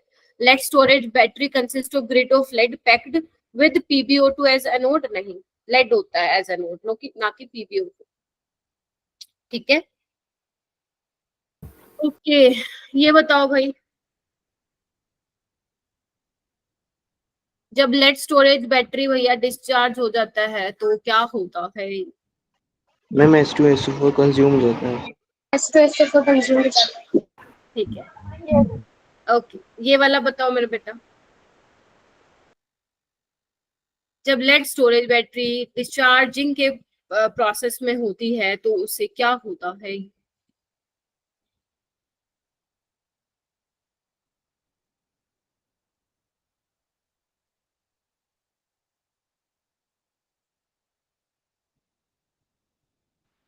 C option water is formed. हाँ जी, C option water is formed. आवाज नहीं आ रही है बेटा। लवन्या आप मैम वो बोल कह रही है सी ऑप्शन। सी ऑप्शन, पानी बनता है ना। बाकी सारी स्टेटमेंट गलत है। H2 कंज्यूम होता है, डेंसिटी डिक्रीज होती है, लेड ऑक्सीडाइज, PbO2 नहीं होता है ऑक्सीडाइज। वो तो कैथोड पे होता है ना, उसका तो रिडक्शन होता है, वो तो उसमें चेंज हो जाता है ना लेड सल्फेट में। ठीक है, तो वाटर इज 4। ठीक है, चलो हो गया है तुम्हारा चैप्टर खत्म फाइनली। ये वाला क्वेश्चन करो, क्वेश्चन ही क्वेश्चन है ना।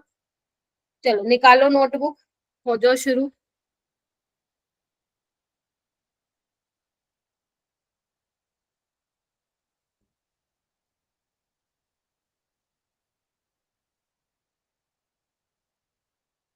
ओके, कितने क्वेश्चन है? 3 7 ही क्वेश्चन।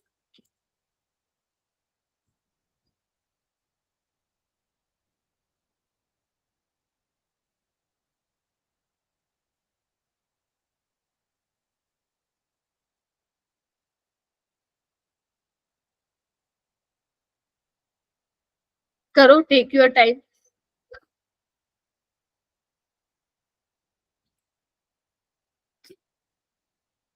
मैम शायद ये क्वेश्चन हम पहले भी कर चुके हैं। कर चुके हैं क्लास में। यस मैम, शायद लास्ट टेस्ट से पहले। इतना श्योर नहीं हूँ पर लग रहा आई डोंट नो, मुझे भी नहीं मालूम है कितने क्वेश्चन करवाए नहीं। आई डोंट नो, हो सकता है करवाए हो। है। सॉल्व ही कर लेता हूँ। हम्म, कर दे बेटा, करवाया तो अच्छी बात है, नहीं करवाया तो भी अब कर लो। हो गया यह तुम्हारा चैप्टर कंप्लीट? Yes ma'am. ठीक है, ओके बच्चों, चलो करो, आंसर निकालो इसका।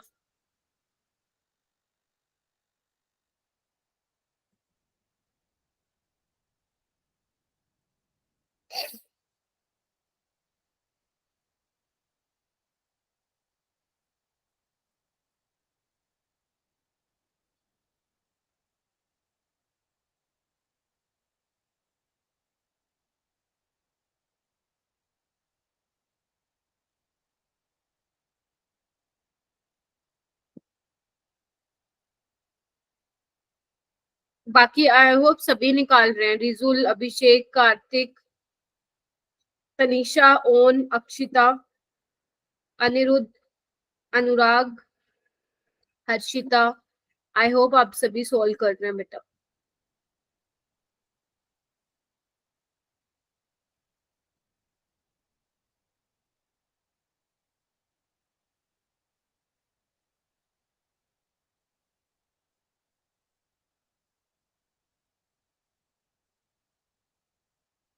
हैंड रेस कर लेना, हो जाए तो।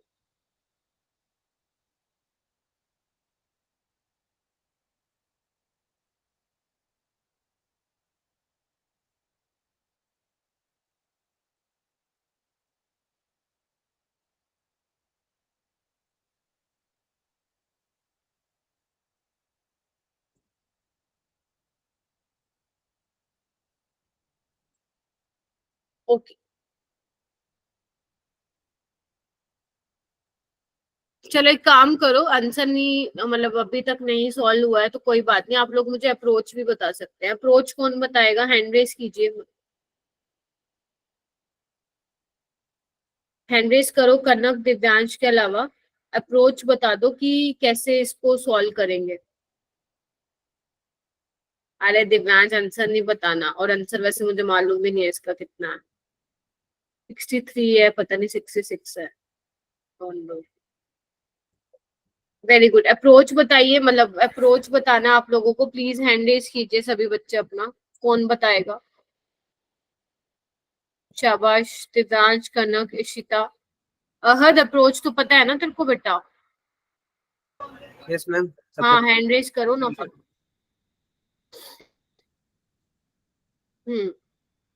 Very good. और बाकी बच्चे वेट कर रही हूँ मैं भाई। अरे बहुत क्वेश्चन किए थे ऐसे अपन ने।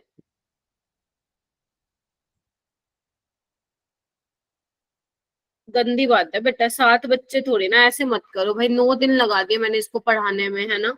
और वो 9 दिन इसलिए लगे हैं क्योंकि क्वेश्चन मैं ज्यादा कराती हूँ। नहीं तो मेरे को क्या 4 दिन में चैप्टर खत्म था ये। हाँ जस्मीन, आप बताओ कैसे किया है बेटा? Ma'am k is equal to C A square upon 1 minus A करके। अच्छा, C alpha square divided by 1 - alpha, ठीक है। और सी दिया हुआ है क्या? हाँ दिया हुआ है। अल्फा कैसे निकाला बेटा?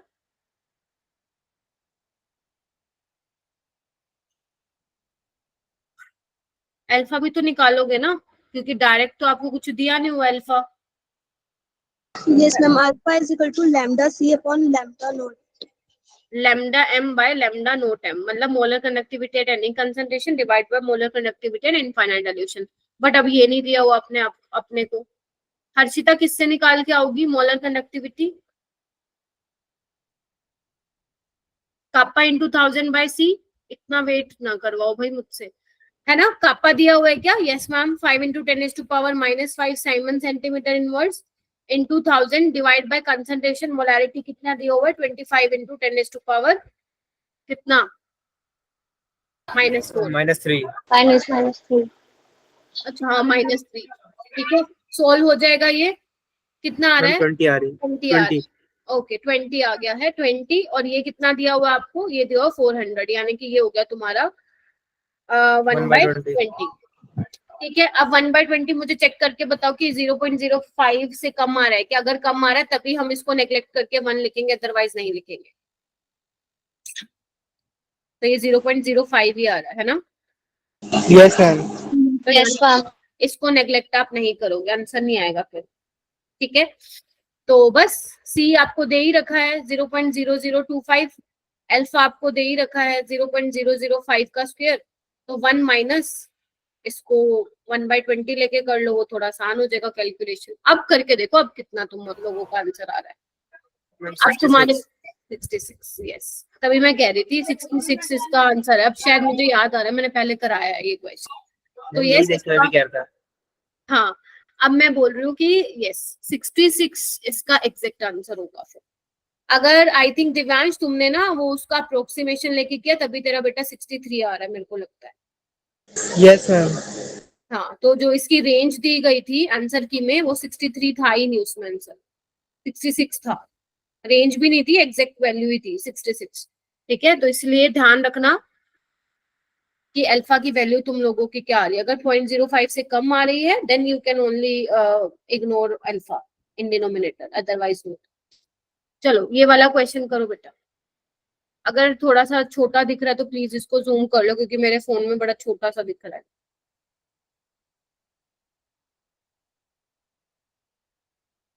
ये वाला तो नहीं कराया ना क्लास में? No ma'am. हाँ,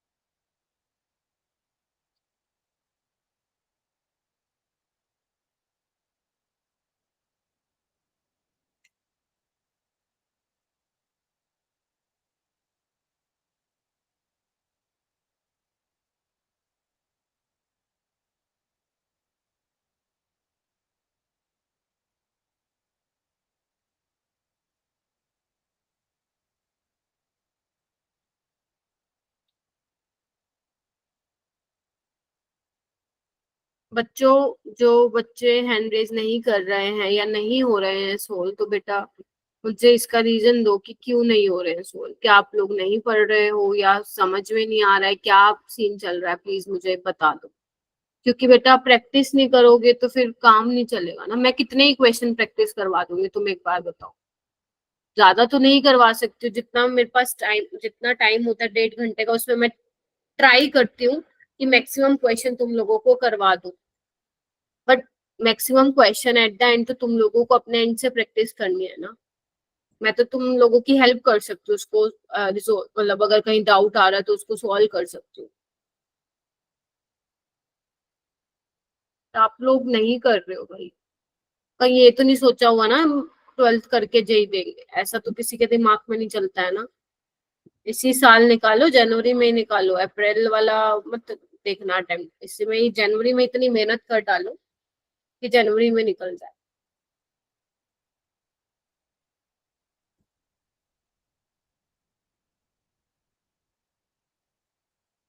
कई बार मैं ये सोचती हूँ कि भाई क्या है, जेई के बच्चे कोई मेरे से पूछता है, जेई के बच्चे इनके बोलते ही नहीं है क्लास में, सिर्फ मैं बोलती हूँ, 5-6 बच्चे बोलते हैं बस क्लास में।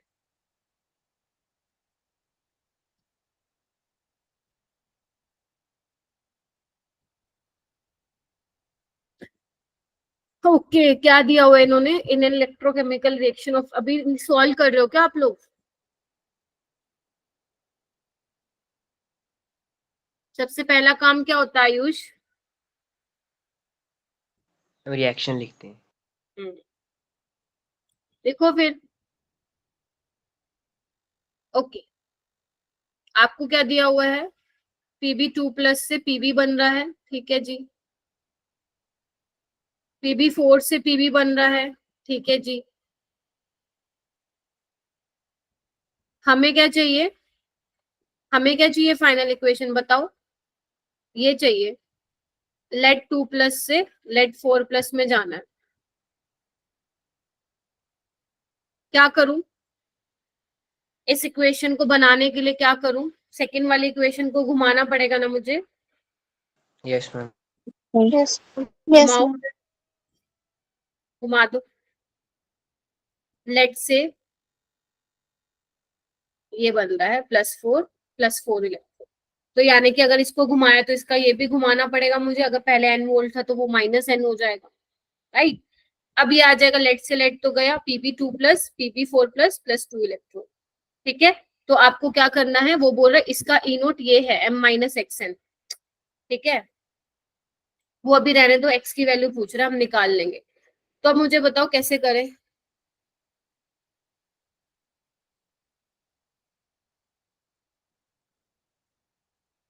कैसे करें मुझे बताओ।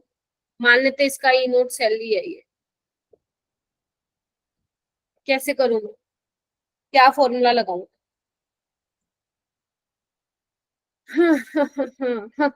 बोलो बोलो बोलो, इजी क्वेश्चन है बेटा, बोलो। Ma'am delta G. हाँ very good. Ma'am Gibbs energy वाला। हाँ मैंने कहा था अगर इलेक्ट्रॉन सेम नहीं है, अब देखो ना फाइनल इक्वेशन में इलेक्ट्रॉन का चेंज दिखा रहा है ना वो, आप तो आप डायरेक्ट ये नहीं बोल सकते हो कि पहली इक्वेशन दोनों को आपने ये किया तो m-n आ जाएगा और तुम x की वैल्यू 1 लिख के आ जाओगे, काटा लग जाएगा यहाँ पे, ठीक है। तो ऐसे वाले केस में जहाँ पे नेट इलेक्ट्रॉन चेंज बराबर नहीं आ रहा है, क्योंकि जितने अगर याद करो इससे पहले अपने क्लास में किए भी हैं ऐसे क्वेश्चन इवन, और ऐसे क्वेश्चंस भी किए हैं जिसमें आपका जो नेट इलेक्ट्रॉन चेंज है वो कैंसिल आउट हो जाता है, फाइनल इक्वेशन में वो नहीं दिखता है बट यहाँ पे दिख रहा है। तो ऐसे वाले केस में आपको क्या करना है, डेल्टा जी वाला फॉर्मूला लगाना है। तो आपका जो थर्ड इक्वेशन आ रहा है मेरा बेटा, डेल्टा G3 वो किससे मिलके बना है, delta G1 plus delta G2, इनको ऐड करके ही आई है थर्ड इक्वेशन। तो डेल्टा G3 क्या है, -n कितना है 2, इसको मान लेते हैं ई नोट सेल है मेरा, ठीक है, यही तो है ना। और डेल्टा G1 क्या है, माइनस कितने का चेंज है 2 इंटू m, फैराडे तो देखो कैंसिल आउट हो जाएगा। फिर माइनस डेल्टा G2 में देखो कितना है 4, और ये कितना है -n, कितना हो जाएगा, ऊपर लिख दूं क्या, ऊपर लिख देती हूँ -2 ई नोट सेल -2m + 4n, ठीक है। इसको क्या करूं, माइनस कॉमन ले लूं क्या, ई नोट सेल क्या हो जाएगा 2m - 4n हो जाएगा, क्या करूं, 2 को नीचे ले जाऊं क्या? तो क्या करूं, क्या बन जाएगा, बोलो बोलो, m-2n बन जाएगा। Yes ma'am. Yes ma'am. देखो सारे बच्चे, अब देखो ना, हम क्या किया, हमने पकड़ लिया कि उन्होंने क्या दिया हुआ है, बस जो दिया हुआ है हम लिखते गए लिखते गए लिखते गए, हमने देख लिया भाई ये निकल के आ रहा है हमारे पास m-2 है। कंपेयर कर लो इसको माइनस m-xn से, तो x की वैल्यू क्या आ जाएगी? 2। 2। मतलब तुम देख रहे हो, क्वेश्चन तो हमने ऐसे बहुत किए हुए हैं क्लास में, अब उसको पूछने का तरीका बदल रहा है। वो कह रहा है भैया m-xn है, इसका ए नोट सेल जो फाइनल इक्वेशन है तुम्हारी थर्ड, x बता दो क्या है, तो यही तो पूछता है वो। ये वाला क्वेश्चन करो मेरा बेटा।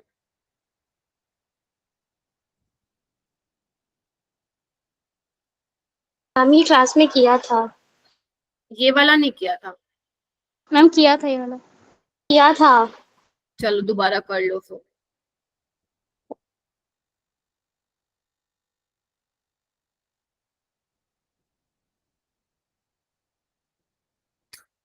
अच्छा लग रहा है मुझे, तुम लोगों को याद है कौन सा क्वेश्चन किया था। इट मींस नोट्स पढ़ रहे हो तुम, सही है।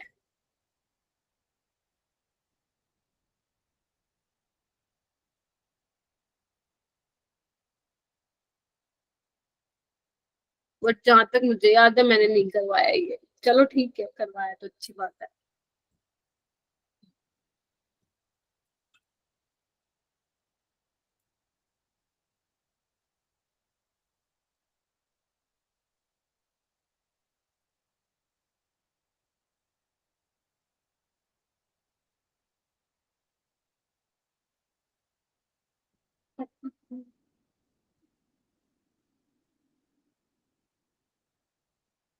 हाँ किया है तो करो ना, हैंड रेज नहीं हो रहा तुम लोगों का।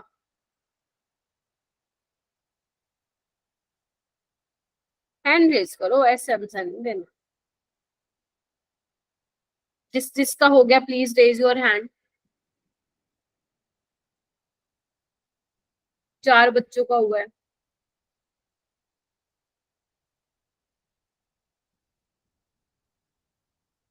Very good. और Krishna, I am waiting. Niharika, Lavanya, Rijul, Sujal, Anirudh, Anurag, Dikshant, Akshita, Ahad.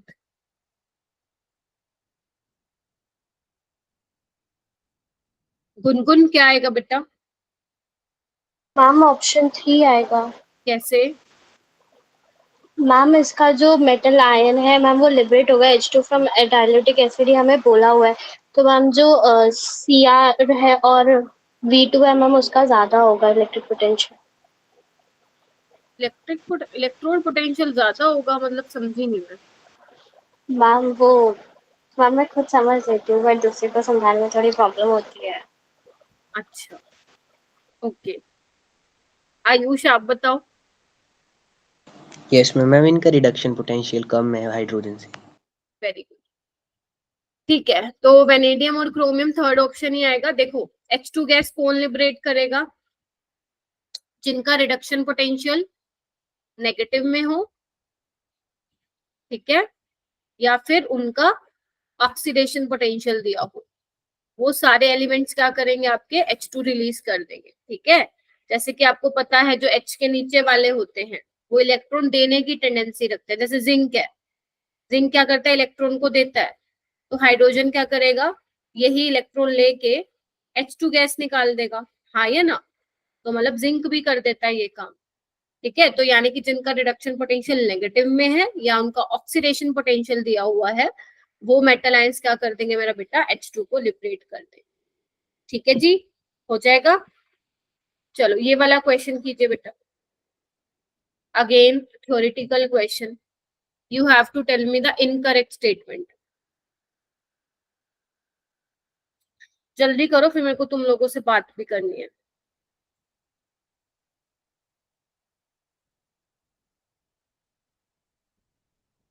And class छोड़ के नहीं जाएगा भाई कोई।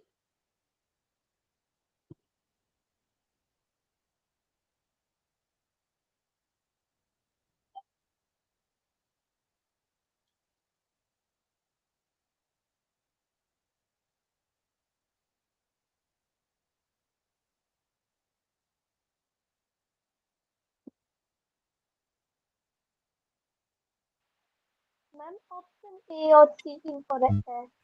क्या हुआ मेरा बेटा? मैम ऑप्शन ए और सी इनकरेक्ट है। COD इनकरेक्ट है? मैम ए और सी। A और C इनकरेक्ट है, अच्छा। लावण्या क्यों है, एक्सप्लेन करोगी?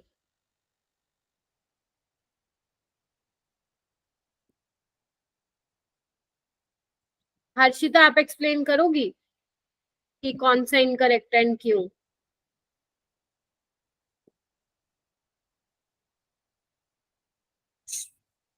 हाँ, बाकी जिनका हो गया आप हैंड रेज कर सकते हो। अहद, आयुष नहीं हुआ है क्या? इशिता, कनक, रिजुल, सुजल, कार्तिक, भाई तुम लोग बोलते क्यों नहीं कुछ? बोल दिया करो, क्लास में मैं भी कभी खुश हो जाऊंगी। यस माना कि 100% में से कुछ तो 40%, 50% तो समझ आया होगा ना ये चैप्टर। और ये तो टॉपिक अपना सबसे बढ़िया वाला था बेटा, ऐसे मत करो तुम लोग, बिल्कुल नहीं ध्यान दे रहे हो तुम लोग। हाँ, क्या लग रहा है? चलो तुम बताओ, ये ग्राफ अच्छे से निहार लिया, अब तुम मुझे बताओ जो ए वाला इलेक्ट्रोलाइट है वो कौन सा है, वीक है या स्ट्रॉन्ग है? वीक। वीक है। वीक तो है। क्या तुम वीक इलेक्ट्रोलाइट के लिए लिमिटिंग मोलर कंडक्टिविटी निकाल सकते हो? तो मैम नो मैम।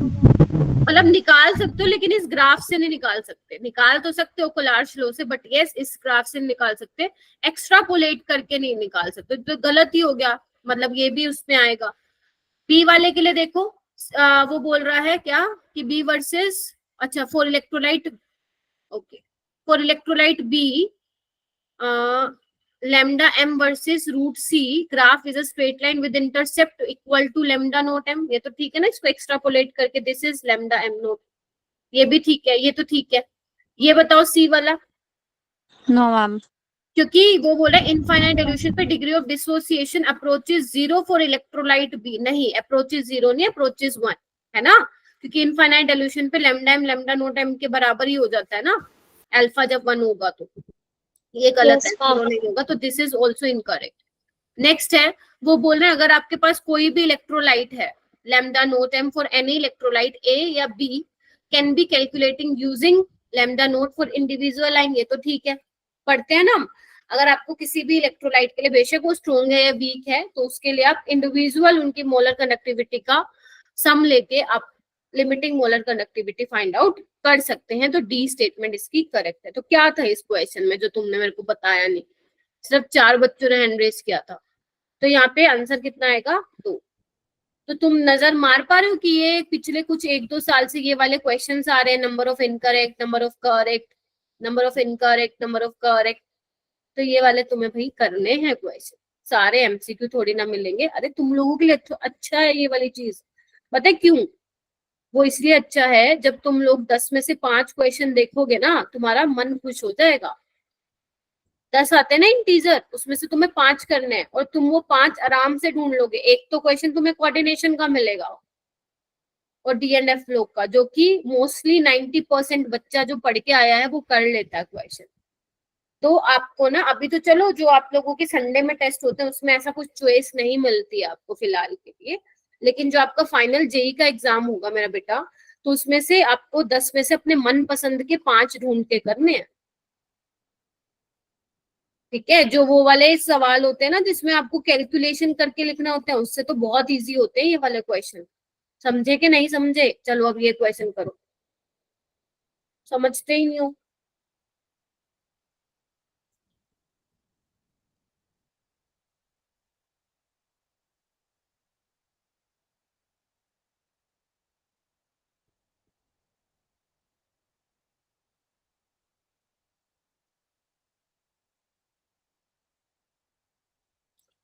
अप्रोच बतानी है आप लोगों को, बस मेरे को इसको सॉल्व घर पे करना, बस मुझे अप्रोच बता दो इसको कैसे सॉल्व करोगे। आई गेस ये भी मैंने होमवर्क में एक बार आपको दिया था, बट यस क्लास में मैंने शायद डिस्कस नहीं किया था, तो अभी पता चल जाएगा कितने बच्चे होमवर्क करते हैं।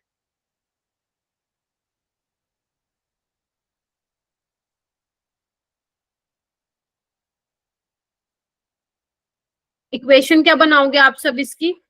अहद इक्वेशन क्या बनाएगा बेटा, बताओ। पहले का तो बनेगा x + 2 electron gives x 2 plus, very good. और दूसरे का बनेगा y + 2 electron gives y plus. ठीक है, हम E0 दोनों का दे रखा है। ए नोट तो निकाल ही लोगे तुम लोग, कितना होगा 0.36 प्लस 2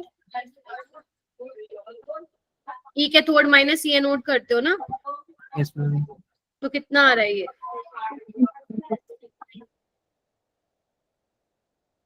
3.72 नहीं 2.72 मैम 2.72। ठीक है। चलो तो E is equal to E naught कितना आ गया 2.72 माइनस 0.06 बाय 2 लोग x2 प्लस की कंसंट्रेशन कितनी दी हुई है देखो 10⁻³ और y2 प्लस की कितनी दी हुई है 10⁻²। तो -3 + 2 कितना हो जाएगा -1,10⁻⁻1 वो -1 में आगे ले आती हूँ और वो log 10 हो जाएगा 1, यानी कि ये आ जाएगा। तो 2.72 + 0.03 आ गया। सोल्व कर लो इसको, कितना हो गया 2.75। इजी था ये तो, बहुत जल्दी हो गया तो, है ना। Yes ma'am. ये वाला क्वेश्चन करो।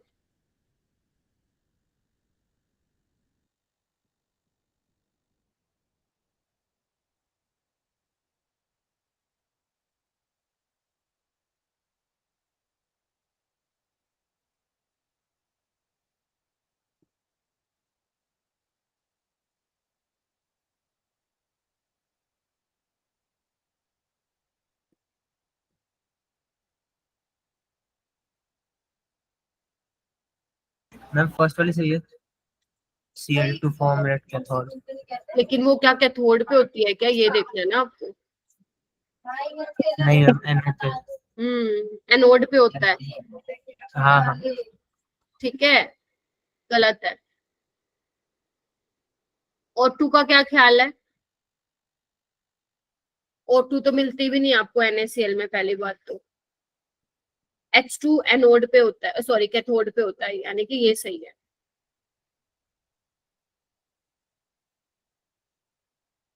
ठीक है, यस मैम। Yes, ma'am. चलो बढ़िया। अब ये वाला क्वेश्चन देखो। आई डोंट नो आपने कितने बच्चों ने किया है, नहीं किया है पता नहीं। ओके देखो क्या लिखा, मैं बता देती हूँ इस क्वेश्चन को। 10⁻⁻5 molar AgNO3 is added to 1 liter of saturated solution of AgBr। ठीक है, तो वो बोल रहे हैं कि 10⁻⁻5 मोलारिटी, मोलर जो सोल्यूशन है AgNO3 का, उसको ऐड किया गया है 1 लीटर सोल्यूशन ऑफ AgBr में। आपको इस सोल्यूशन की कंडक्टिविटी बतानी है। अब कंडक्टिविटी आपको पता है एडिटिव प्रॉपर्टी है। अब कंडक्टिविटी ऑफ सॉल्यूशन का मतलब क्या हुआ, जो इसके सॉल्यूशन में जितने भी आयंस हैं, जैसे कंडक्टिविटी Ag+, इसकी कंडक्टिविटी ऑफ NO3 नेगेटिव और कंडक्टिविटी ऑफ Br नेगेटिव, आपको इन सब की कंडक्टिविटी निकाल के ऐड करना है। Then you can solve the conductivity, then you can find out the conductivity of solution. तो इस तरीके से आपको निकालना। अब आपके पास जो ये डेटास दिए गए हैं, आपको इससे पता लगाना है कि Ag+ की क्या कंडक्टिविटी होगी, नाइट्रेट की क्या कंडक्टिविटी होगी और Br नेगेटिव की क्या कंडक्टिविटी होगी। तो यहाँ पे मुझे सबसे पहले क्या दिख रहा है, अगर मैं Ag+ की बात करूँ तो इसकी कंसंट्रेशन 10⁻⁻5 है। NO3 नेगेटिव की भी क्या है 10⁻⁻5 है। ठीक है, आपको क्या दिया हुआ है AgBr का KSP दिया हुआ है। तो AgBr को आप कैसे दिखाते हो, ऐसे दिखाते हो ना, Ag + Br नेगेटिव, यानी कि AB टाइप का सोल्ट है, यानी कि KSP = S², है ना। या इसको ऐसे लिखो, कंसंट्रेशन ऑफ Ag+, समझ में आ रहा है ना क्या लिख रही हूँ, Ag+ की कंसंट्रेशन, Br नेगेटिव की कंसंट्रेशन। तुम्हारे पास Ag+ की कंसंट्रेशन है, KSP है, तो यहाँ से तुम Br नेगेटिव की कंसंट्रेशन निकाल सकते हो। कितनी आएगी 4.9 × 10⁻⁻13 + 5 कितना होता है -8। तो यानी कि तुमने जो ये डेटा दिया हुआ उससे इसकी कॉन्सेंट्रेशन निकाल ली, इन तीनों के निकाल ली। ठीक है, अब हम निकालते हैं कापा ऑफ Ag प्लस। तो आपको पता, अगर मैं मोलर कंडक्टिविटी निकालू मेरा बेटा Ag प्लस, तो वो क्या होगा, kappa of Ag plus by by अब इधर देखो, इधर यहाँ पे साइमन मीटर स्क्वायर में है, तो 1000 को मुझे नीचे मल्टीप्लाई करना पड़ेगा into molarity of Ag plus. Yes और no? Yes ma'am. Yes, ma'am. Yes अब मैम। तुम्हारे पास कापा ऑफ Ag प्लस निकालना, तो कापा ऑफ Ag प्लस कैसे निकालोगे? कितना दे रखा है लैम्डा ऑफ Ag प्लस? दिया हुआ है तुम्हें 6 into 10⁻³ into 1000 into Ag plus की दी हुई है 10⁻⁻5, तो निकाल सकते हो। तो ये आ जाएगा 6000 इंटू 10⁻⁸। एक काम निकल गया तुम्हारा, एक तो निकल गया, इसका सोल्यूशन आ गया। अब निकालो नाइट्रेट का। नाइट्रेट का क्या होगा, कितना दिया हुआ है नाइट्रेट का? 7 इंटू 10⁻³ इंटू 1000, और नाइट्रेट वाले की कितनी है कॉन्सेंट्रेशन? इतनी। तो ये कितनी आ जाएगी? 7000 इंटू 10⁻⁸। सॉर्टेड। अब आओ बी आर नेगेटिव का। मैं इसको हटा दे रही हूँ, जो मुझे नहीं चाहिए अब मैं इसको हटा रही हूँ। ये क्वेश्चन काफी अच्छा है और हमने ऐसा क्लास में भी डिस्कस नहीं किया था, ठीक है। अच्छा, अब हमें किसका निकालना? बी आर नेगेटिव का निकालना। तो बी आर नेगेटिव का कैसे निकालोगे? कितना दिया हुआ है? Lambda molar conductivity 8 into 10⁻³ into 1000 into कितनी कंसंट्रेशन? 4.9 इंटू 10⁻⁸। तो कितना है इसको सोल्व करना, बताओ भाई। 39.2। 39.2 आ रहा है क्या? Exact Yes. बता रहे हो तुम लोग मेरे को? मुझे सॉल्व करना है क्या? करना है एक बार यस सोल्व। मैम 39.2 ही आ रहा है। ओके मैम इंटू में 10⁻⁸ दी। ठीक है, डिवाइड बाय 1000 कर देती हूँ मैं। तो ये आ रहा है 39.2 इंटू 10⁻⁸। तो 10⁻⁸ क्या लोगे तुम? कॉमन ले लो। तो ये हो जाएगा 7000 प्लस 6000 प्लस 39.2 इंटू 10⁻⁸। क्यों मैंने ऐसे किया? क्योंकि मुझे दिख रहा था पहले ही कि क्वेश्चन में उसने हमें ऑलरेडी क्या दिया हुआ है मेरा बेटा? 10⁻⁸ ऑलरेडी दिया हुआ है। तो बस इसको ऐड कर लो। ये कितना आ रहा है? 1303 13039। यही आ रहा है।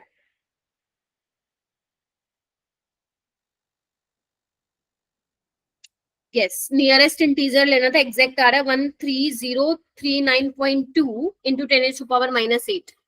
तो इसका नियरेस्ट इंटीजर पूछा था तो फिर मैंने ये लिखा, यानी कि इसका आंसर क्या था? जो आंसर की में था दैट इज 13039। हो जाएगा ये वाला क्वेश्चन। तो यानी कि कंडक्टिविटी तुम्हारी एडिटिव प्रॉपर्टी है, तो ऐसा कुछ क्वेश्चन आए सॉल्यूशन वाला, तो तुम्हें जो भी सॉल्यूशन में आयंस प्रेजेंट है सबकी कंडक्टिविटी को ऐड करके आप निकाल सकते हो, ठीक है। चलो, तो ये हो गया तुम्हारा कुछ क्वेश्चंस मैंने आज करवा दिए तुम लोगों को। Now in the next class we will start chemical kinetics, ठीक है। अब तुम मुझे ये बताओ, तुम्हें मेरी साइड से क्या हेल्प चाहिए? मतलब मैं सभी बच्चों से पूछ रही हूँ, इफ यू वांट कि मैम रिकॉर्डिंग बंद कर दो, मैं रिकॉर्डिंग भी बंद कर देती हूँ, सो दैट तुम मुझसे थोड़ा सा ओपन अप होके बातचीत कर सको।